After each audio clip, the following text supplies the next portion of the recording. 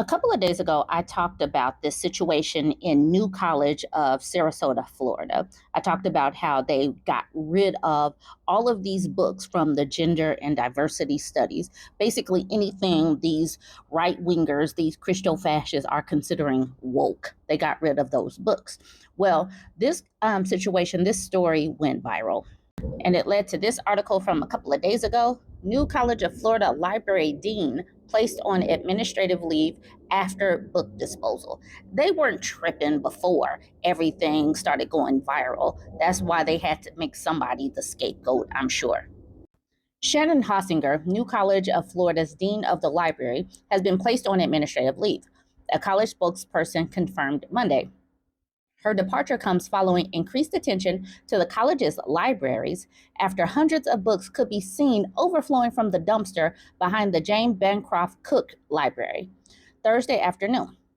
With the disposing of library books, New College also disposed of materials from the now defunct Gender and Diversity Center, a student run and student curated library of books on the subjects such as the LGBT community, Black stories, and women.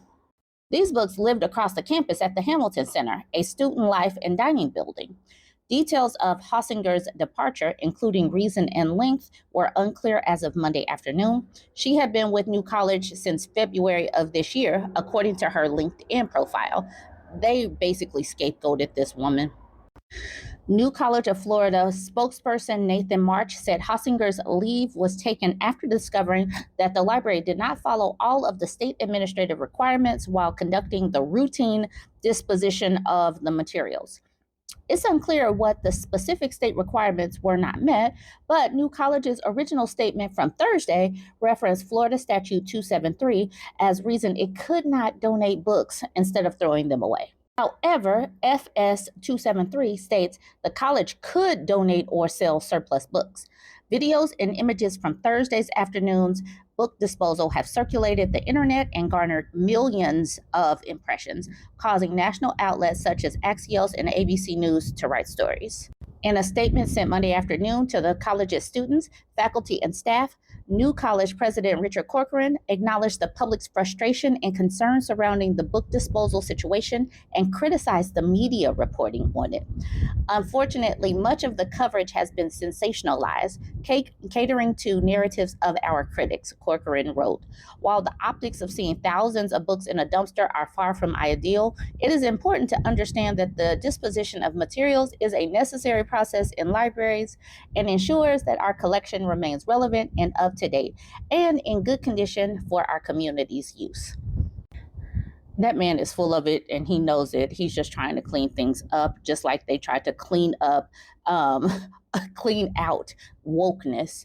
They're really trying to erase what this college was before the takeover from Ron DeSantis. It is really sad that people can't have access, even as adults that are paying for college.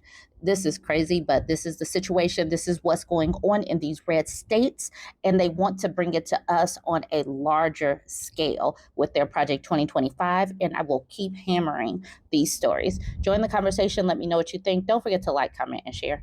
While Republicans and Trump tried to run away from Project 2025 and try to make this election not about Smbortion and women's reproductive rights, we're going to keep connecting how they want to strip women of reproductive rights. And so the DNC is actually leaning into it with three women talking about their pregnancy stories, their tragic pregnancy stories at the first day of the DNC. So this is an article from the 19th. The title, Women Tell Their Smbortion, Pregnancy, and Miscarriage Stories at the First Post-Roe DNC. Amanda Zarowski, Caitlin Joshua, and Hadley Duvall have emerged as key surrogates for the Democratic Party, and they are campaigning for VP Kamala Harris.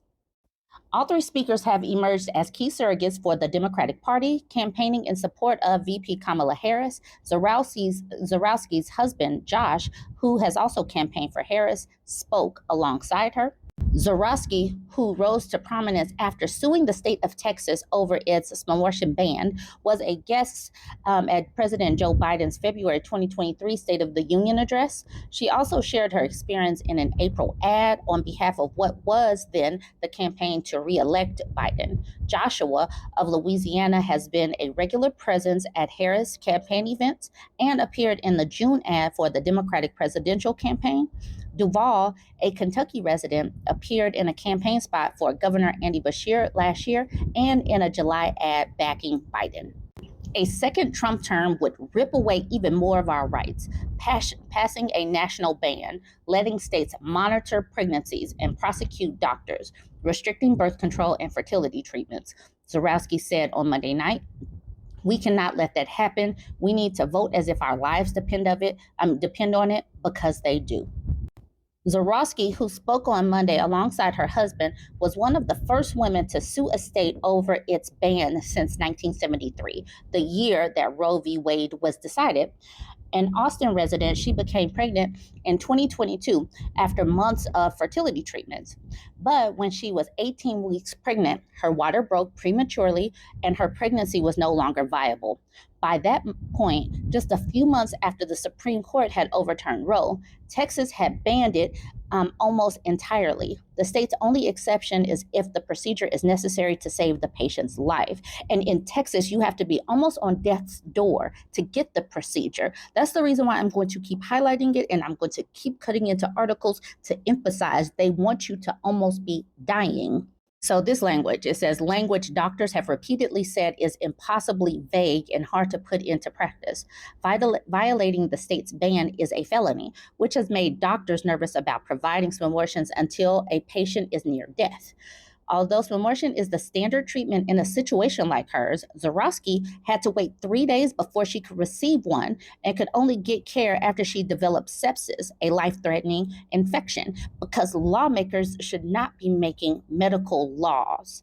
Lawmakers should not be making medical laws. It should be between the doctor and the patient. But these forced birther states are willing to allow women to be harmed for their theocracy to come to fruition. In March 2023, she joined a lawsuit seeking further clarity from the state about who qualifies for medical exception. The case eventually drew 22 plaintiffs. This May, the state Supreme Court ruled against them, declining to provide more detail about what constitutes a medical exception. The women and girls that can leave Texas need to leave Texas. Every time I share our story, my heart breaks. For the baby girl we wanted desperately, for the doctors and nurses who couldn't help me deliver her safely, for Josh, who feared he would lose me too, Zorowski said. But I was lucky. I lived, so I'll continue to share our story, standing with women and families across the country. And so these people, these forced birthers, especially the women that think that the only women that are getting these procedures are loose and lascivious women. No. These are women that actually wanted pregnancies. They wanted to create a family, and they still needed the procedure. This is Caitlin Joshua. Joshua blames Louisiana's strict termination laws for her inability to receive miscarriage care. The state has several bans in place. The strictest only allows termination if the pregnant person's life is at risk, or if it's needed to avoid serious permanent impairment of a life-sustaining organ. Why does it have to be this? Why does it have to get to that seriousness? Joshua, who shared her story with NPR in 2022, said she was unable to get prenatal care in her first trimester of pregnancy, a change in policy she said her doctor's office attributed to the state ban. 11 weeks into her pregnancy, Joshua began to miscarry, but she struggled to get care. 2 emergency rooms turned her away, she said. The standard treatment for miscarriage is the same as termination, using either medication or the DNC procedure. At the time, she said, the experience deterred her and her husband from trying to become pregnant again. In a Biden campaign ad, Joshua said the state's termination bans were a direct result of Donald Trump overturning Roe v. Wade. I was in pain, bleeding so much, my husband feared for my life, she said on stage Monday. No woman should experience what I endured, but too many have. Trump is so excited about what he did to get it overturned with stacking the courts and sending it back to the states, knowing that these states were going to do these trigger laws. So, yes, he is directly responsible for these extra strict bans that are harming women. Now we're going to move on to Hadley Duvall. Duvall was not directly affected by the undoing of Roe, which resulted in a near ban in her home state of Kentucky. Still, she has become one of the most prominent Smbortion rights advocates, sharing her story of her own experience with a pregnancy that was a result of SA. I can't imagine not having a choice. But today, that's the reality for many women and girls across the country because of Donald Trump and these bans, Duvall said at the convention. He calls it a beautiful thing. What's so beautiful about a child having to carry her parent's child? Duvall, now in her early 20s, became pregnant when she was 12, a result of rape by her stepfather. She ultimately experienced a miscarriage, but Duvall has spoken about her experience to criticize the state's laws' extremely narrow exceptions. Kentucky's ban, which is undergoing a legal challenge in the state court, only allows the procedure to save a pregnant person's life or to prevent disabling injuries. It includes mental health concerns and it does not permit Smbortion in the cases of rape or incest, meaning that someone like Duvall would not have qualified. Trump and JD Vance don't care about women. They don't care about girls in this situation, Duvall said in a July ad. They don't. These forced birthers don't care about women. They don't care about girls. They don't care about children once they're outside of the womb. They only care about controlling women. All right, guys, join the conversation. Let me know what you think about this. Don't forget to like, comment, and share. This was an article that came out last week. It says mapped violent crime rates by U.S. state. Okay, so take a look at this map. The really dark, almost purple looking states are states where the violent crime is the highest. The lightest color, the almost pink over here, that denotes that the violent crime rate is lower. Now, they are doing this per 100,000 individuals. So they are taking the number of violent crimes and dividing it by 100,000. Now, the violent crime that they are talking about, this source is coming from the FBI. You can see that at the bottom. And the violent crime is composed of 4 offenses: homicide, rape, robbery, and aggravated assault. Now, I want you to look at the lighter shades. Look at it. It's like Maine is the lightest, and then you have some pink, like a little bit darker pink, like Florida, Wyoming, Idaho, Utah.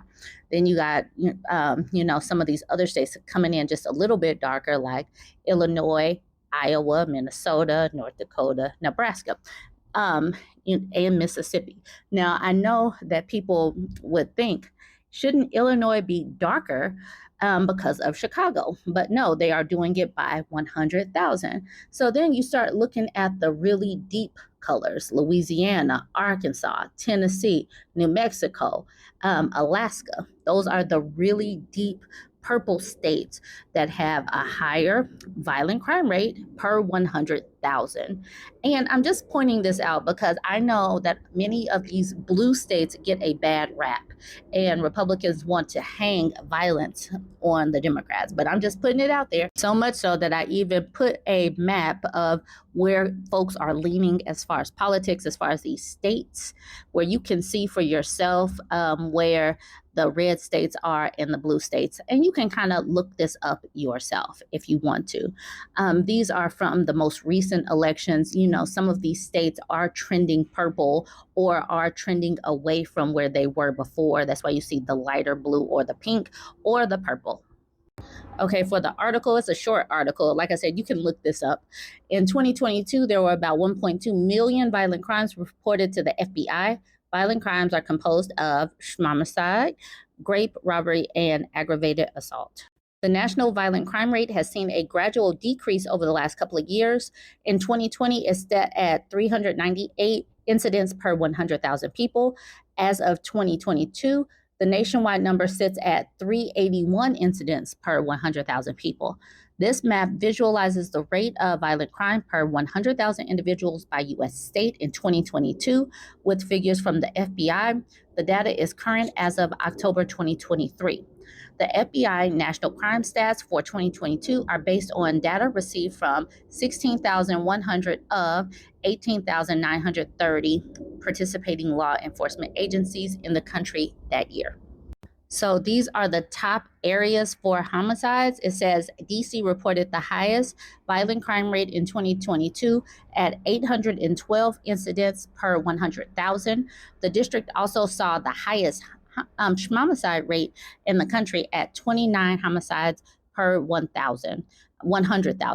So it goes DC, New Mexico, Alaska, Arkansas, Louisiana, Tennessee, Colorado, South Carolina.